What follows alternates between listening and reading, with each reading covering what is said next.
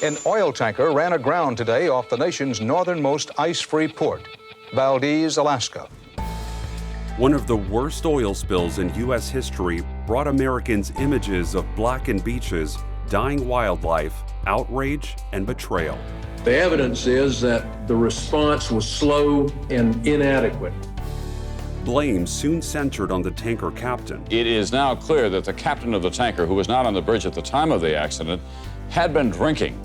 But the accident also exposed the inattention to oil industry safety and led to promises to repair the damage that had been done. We will consider whatever it takes to keep you whole. And to do more to stop future spills. We also rededicate ourselves to transportation safety and to realistic planning for accidents that do occur. Decades later, what happened to the promises made in the wake of the Exxon Valdez? The Gulf spill might already be as much as 3 times worse than the Exxon Valdez disaster.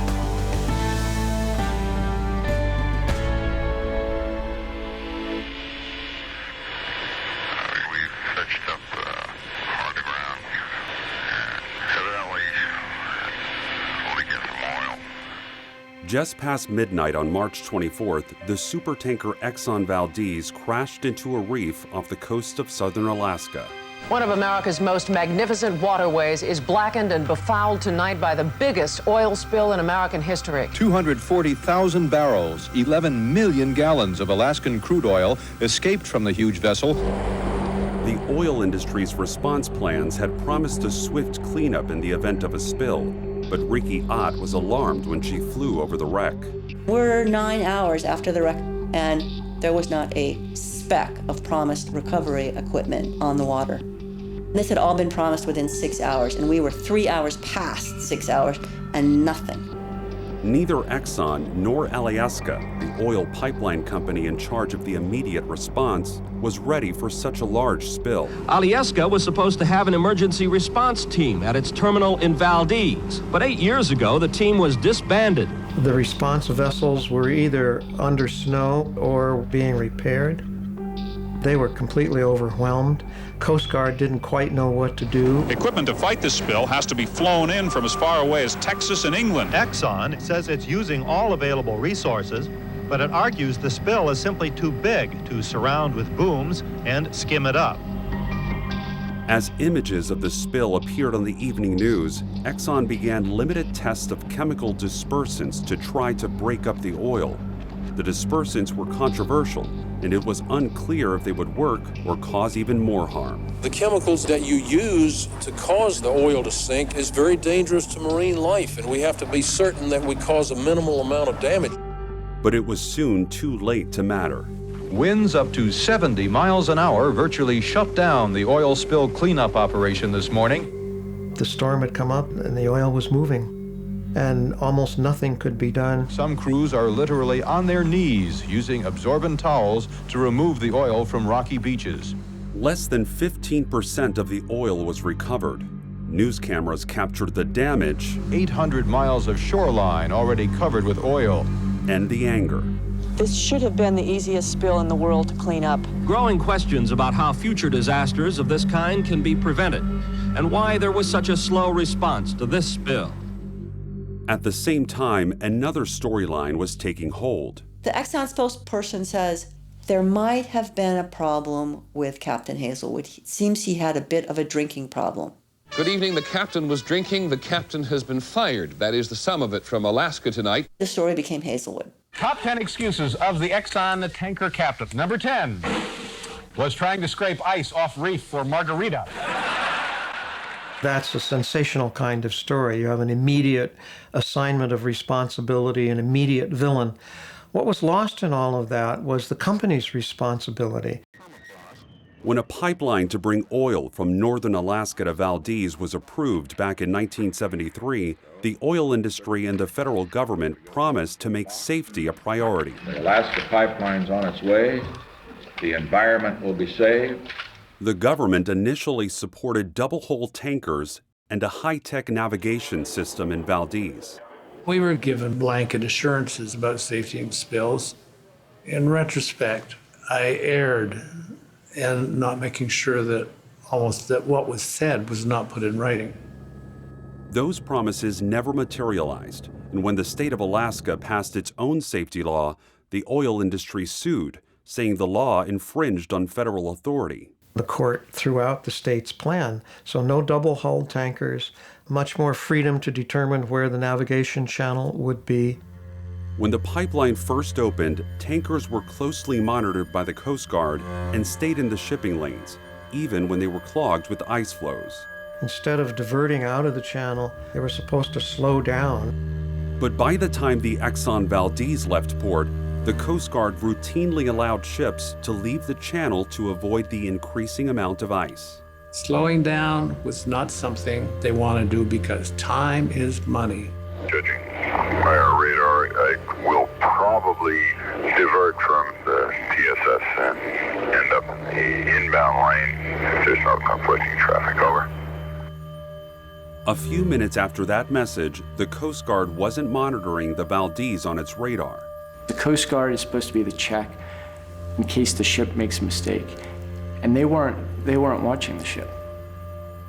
Captain Hazelwood turned the bridge over to third mate Gregory Cousins and went to his quarters after giving instructions to maneuver around the ice. Did you have any concerns about getting past the ice? Not at that time, not at that instant, no. Cousins continued going south, heading directly into Bly Reef. A federal investigation later found that Cousins lost track of the ship's location and didn't turn back in time. It found that reduced tanker crews probably left Cousins overworked and tired, contributing to the accident, a conclusion Cousins and Exxon disputed. The investigation faulted Hazelwood for leaving the bridge and said his judgment was impaired by alcohol. Hazelwood denied he was drunk and was later acquitted of criminal charges related to drinking. Did they have some fault? Yes. But the real fault was there wasn't the safety net. Exxon spent more than $2 billion cleaning up the spill and says there was no long-term environmental damage. But pockets of oil were found beneath the surface of some beaches as of 2018 and remain a concern. Prince William Sound is not the same as it was. The environment still has not fully recovered.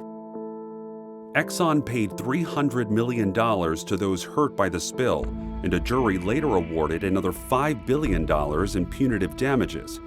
Exxon appealed, delaying the case for 14 years and leaving lasting bitterness in Alaska. 4,000 of the original plaintiffs have died since the Exxon Valdez.